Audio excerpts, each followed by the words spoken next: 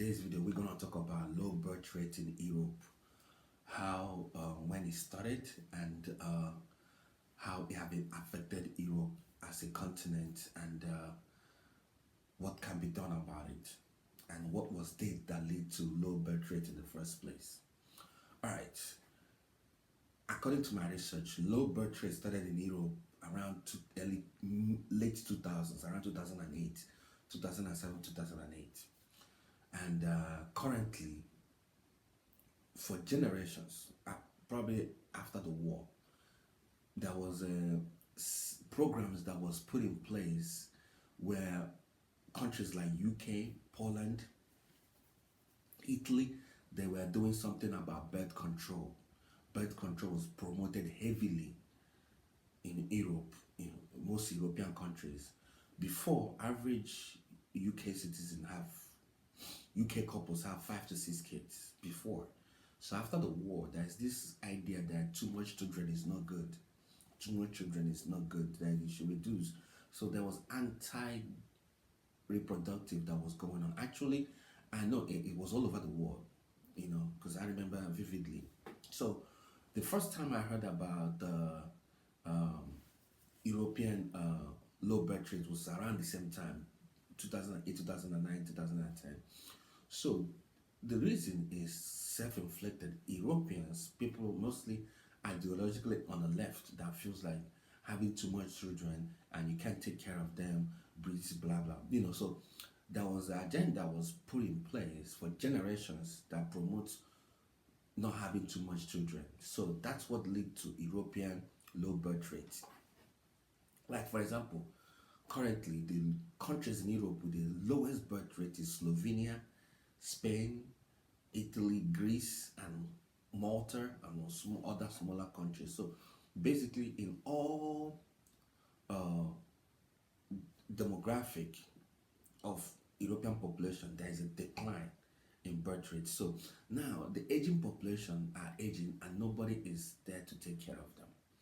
You see, similar thing that Japan is going on, but I think I'll make a proper video about Japan aging population. I did something in the past before, but I'll do a proper video about it, and you guys will enjoy it. So, what actually affecting European population? Traditional Europeans, their population decline is a program that was put in place years ago.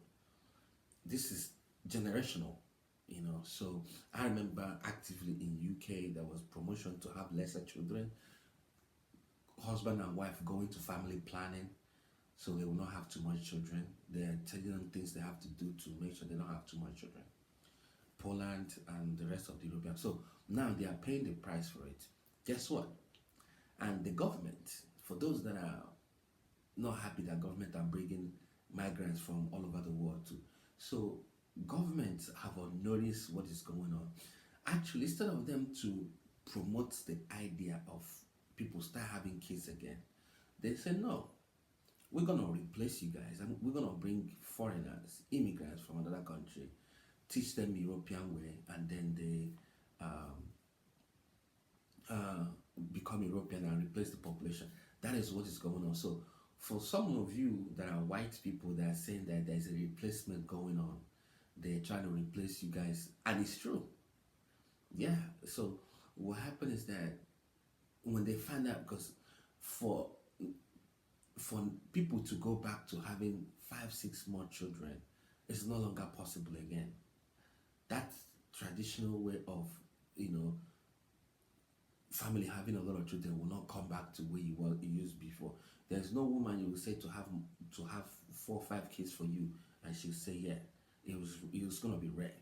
If maximum 2 or 3, maximum. So European government knows that, and they need their tax to fund their countries. So they know, okay, fine, we're gonna bring in people from outside.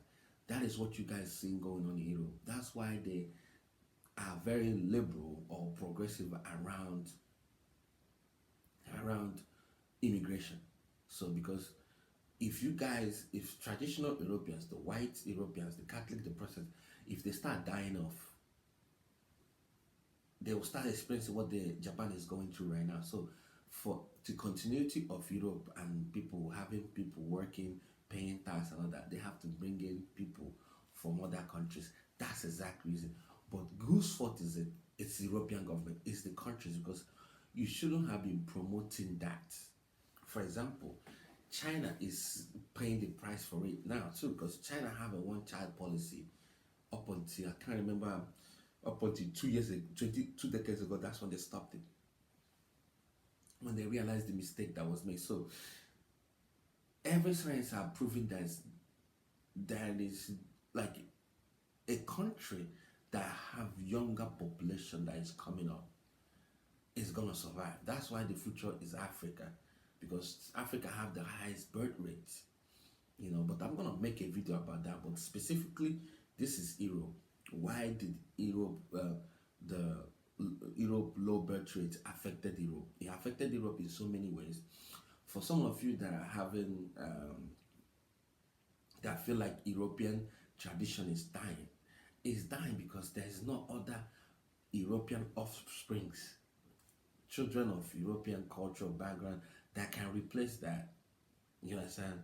That can replace that, because other people are foreigners are coming in. So government did bizarre things of allowing people to not have children. All the governments in Europe, that is the price they are paying for right now. And okay, the mistake is done. What can we do? Oh no, we're gonna bring in people from outside the outside the country to come and replace this. You know, one thing America got right. Sometimes I take a shit. I critique some things America do, but one thing America got right is the population. America doesn't care if you want to have children, 10 if you can do it. America never really shy away from, you know, having children, and is affecting them positively. So other than Europe, Europe are seeing 4 million lower birth rate than previously, when there were no low birth rate in Europe. That is a lot. And when I mean Europe, I mean all the way to Russia, because Russia is going through the same thing too. Because a lot of people don't know that Russia haven't recovered from World War, death toll from World War II. They haven't recovered. That's one thing that a lot of people don't know, that Russia haven't recovered from the dead people that died in Russia during the Second War. The population, they haven't recovered, and they are still dying in Ukraine and other stuff. So it is a very tragic thing. And I want you guys to, do you, I put a question to you guys. Do you think Europeans will go back to having children, and then the low birth rate will go back to normal? Because this started in 2008, or it's pushing almost 2 decades, you know. So there's a lot of countries outside Europe that are going through this. Japan, don't even get me started with Japan. Japan almost since I was young, I've been hearing about Japan population decline. You know, as of 1999, Japan population was 127 million. I think in 2005 it's about 125 or 126. So that's another video. As I said earlier, I will make a video about Japan, and you guys will, understand more in depth about why Japan choose to rather go extinct than actually, keep the country alive. So Europeans, when the government, especially left-leaning governments in Europe, promote abortion, promote having fewer kids, what you get is what you're getting now. So traditional people are saying, if you go to England doesn't feel like England anymore. If you go to Ireland, it's because of government stupidity on telling people not having kids. That's it. You blamed your left-leaning governments. They are the ones that killed Europe. Yeah, they're the ones that. I hate to say this, but sometimes you gotta say it as it is. No matter how difficult and no matter how uncool it is, the left-leaning government in Europe are the ones that created the low birth rate you have in Europe. So if you disagree with me, share your thoughts in the comment section, and let's have a healthy conversation. All right, see you guys on the next one. Bye.